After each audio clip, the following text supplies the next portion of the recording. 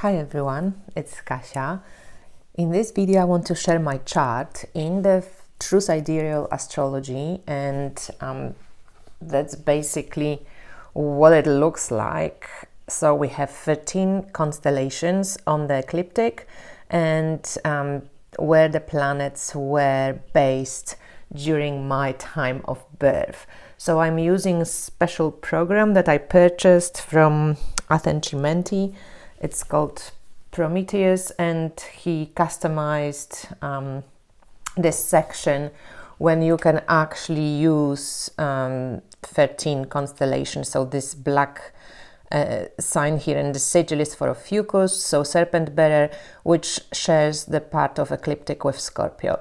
And I'm using 3 decks here, so I just set it up as if it was a circle. But I just want to share how you can also do it in your own home.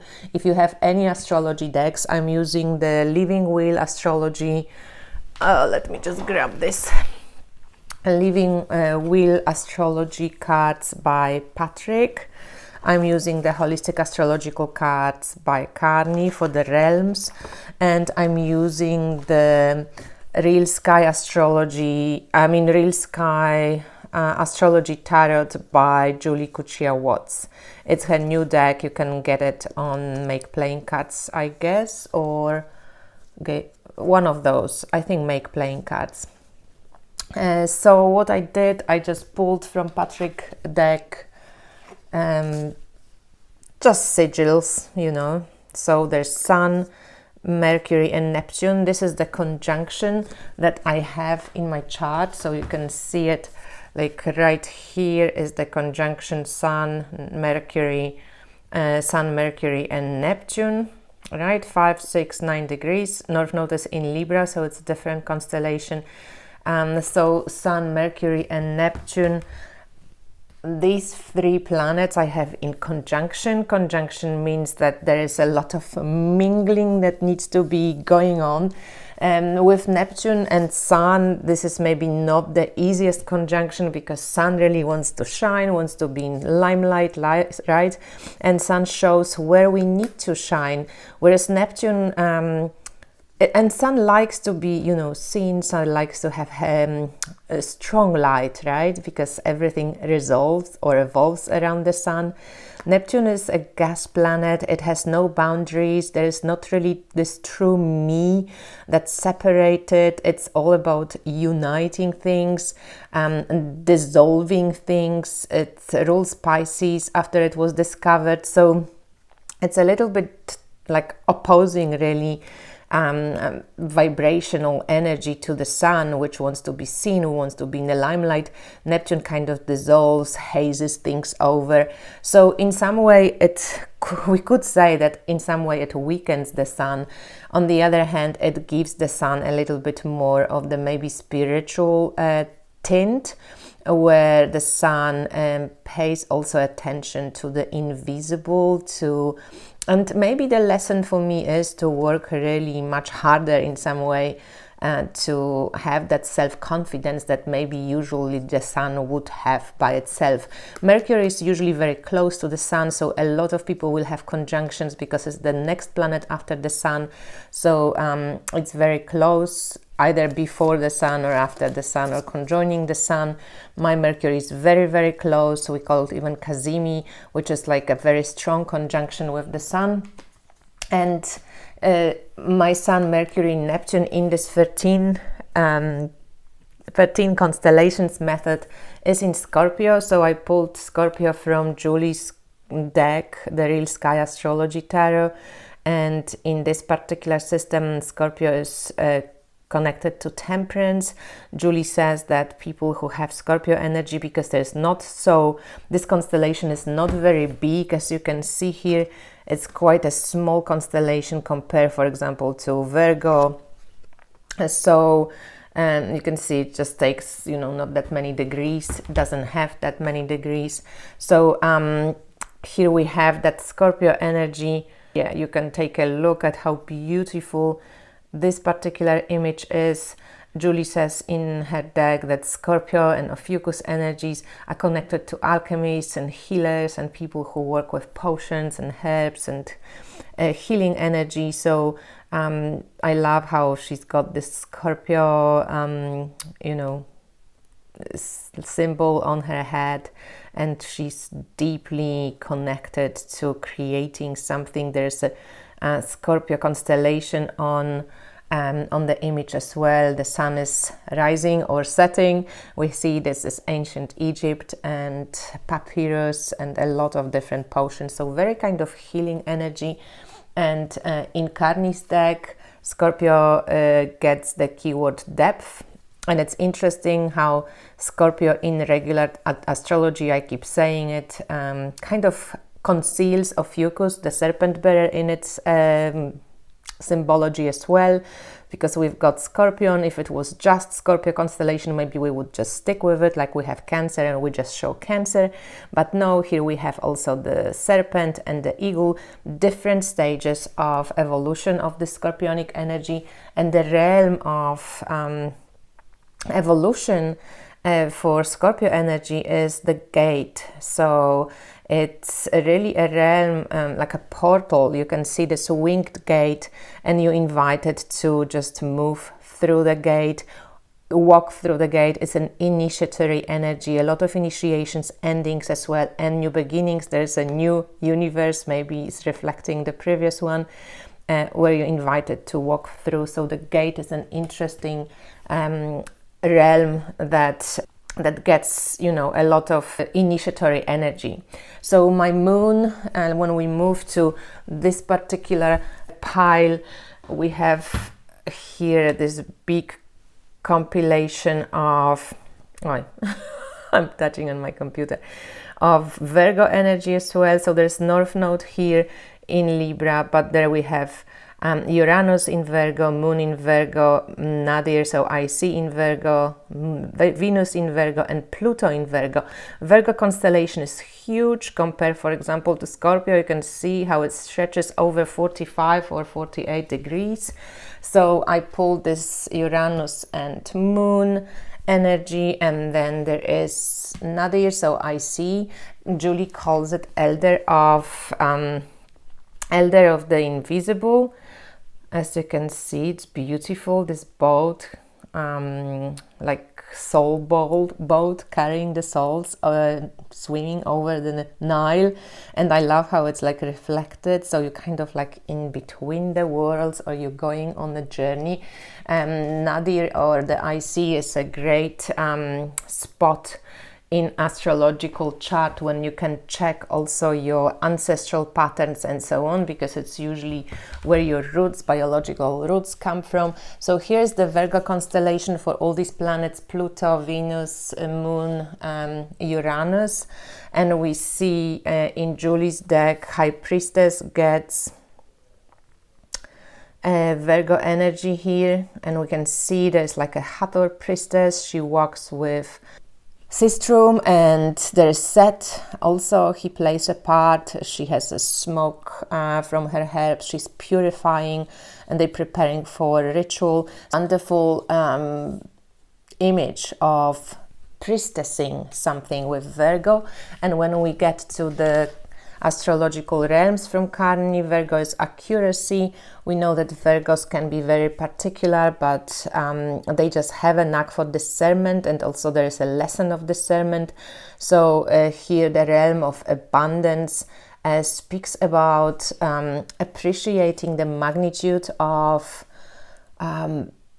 abundance of creation around you, being able to stay open and to work from your heart, to stay open to these different opportunities and different colors, and allow people to be what they are, allow life to be what it is, and yet appreciate things for what they are.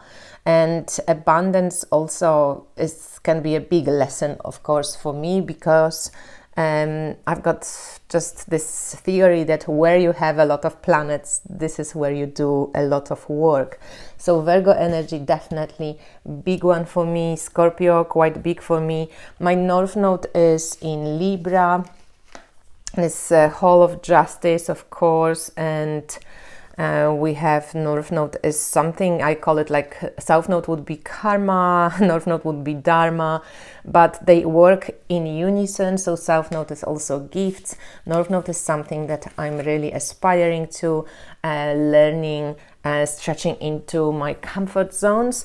So here we have that Cancer energy, and Cancer energy is on the ascendant, which is beautiful Sphinx image, Elder of Dawn, and Cancer in Julie's deck is the Scarab, and I have Saturn in the 12th house also in Cancer.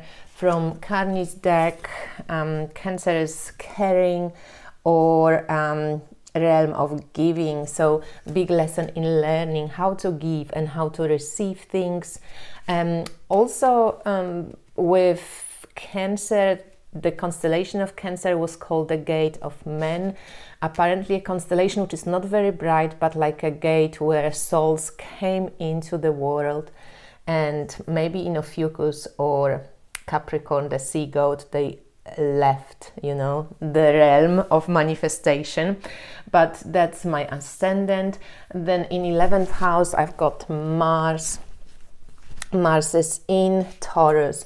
Interestingly, in Julie's deck, Taurus is connected to death rites, and in our Western astrology, it's like Taurus speaks about stability, and the realm is the key. So for my Mars to get motivated is in the house of vocation and friendships and society. So I will be motivated by discovering the connections for like the whole humanity, you know, our roots, ancient ancestors. And the key is speaking the realm about discovering all these different levels, learning about the elements, learning about the basic structure of the universe, learning about the universal laws, and then learning about the star lore and our connection on this planet to the stars. So I'm just fascinated that this particular style of astrology came to me like really late. I have been, as you know, a professionally working astrologer for a couple of good years, and I have been studying astrology since 2005, working with it since 2014, so it's nearly 10 years now, and nearly 20 or 17 years of just astrological passion and fascination and knowledge. And yet only now this constellational true sidereal astrology just hit me on the head. So it's interesting. This is my South Node in Aries, realm of the flame, so there's a lot of inspiration. It's interesting that in Julie's deck, Aries is the Hanged One, so just a little bit different meaning. Also has to do a lot with ritual and ritualistic crossing over. I feel like, you know, enthusiasm, keeping inspired, and knowing when to maybe stop things. Yeah, there's something to do with my kind of past. And then when we go to midheaven, which is the Elder of midheaven, I love this image. I've got Chiron right on my midheaven, Jupiter not that far away from the midheaven.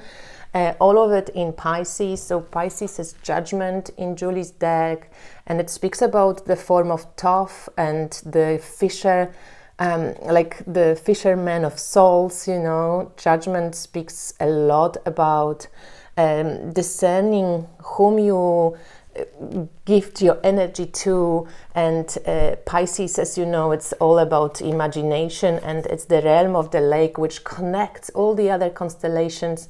And it speaks that it doesn't matter what way you choose to come to the lake, there's many pathways. The lake kind of contains it all, and it really teaches us to lighten up, not to take things so seriously, and to see the connectedness between all of living being, all of life, really. So it's quite a spiritual energy around midheaven. Midheaven speaks about our career, our vocation, how our soul wants to be visible during this life. On the descendant, relationship house entry, I have Capricorn, which is about commitment. So it's relationships, commitment to relationships, and Diamond, which is the purifying, making it stronger, working on the character, and also allowing the relationships to be, you know, in the best possible version.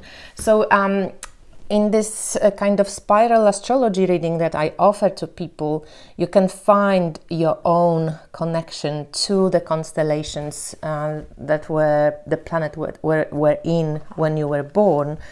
And I also speak about those astrological realms from Carney. So yeah, if you would like one of those readings, it's called Spiral Astrology Reading. You can find it on my website. But I think it's nice to do this type of image work for your energetic kind of build-up, your energetic blueprint, because sometimes it just opens up some new ways of seeing yourself.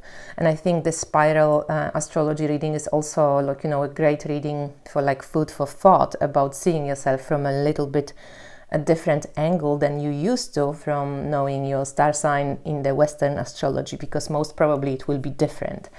I think of it as like evolutionary astrology, something that we not necessarily maybe even feel like we have that's us, but something that shows us how we can develop things to move beyond that solar principle and move into the like realms or portal beyond the known into the star connection. So how can we maybe be a little bit bigger than what we think that we are, you know? And it's not too bigger, and that doesn't mean better, but just broader, and understand more of ourselves and maybe go beyond our limited view.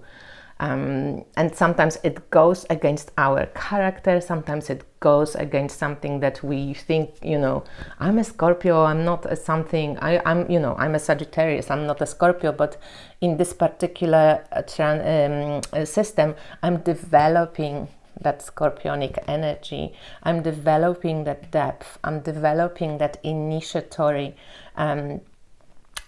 life, right? And how many lives have I already have this lifetime? Quite a lot. When the gates closes and you move into a new one, we all of course go through it, but the Scorpio energy is very particular to me.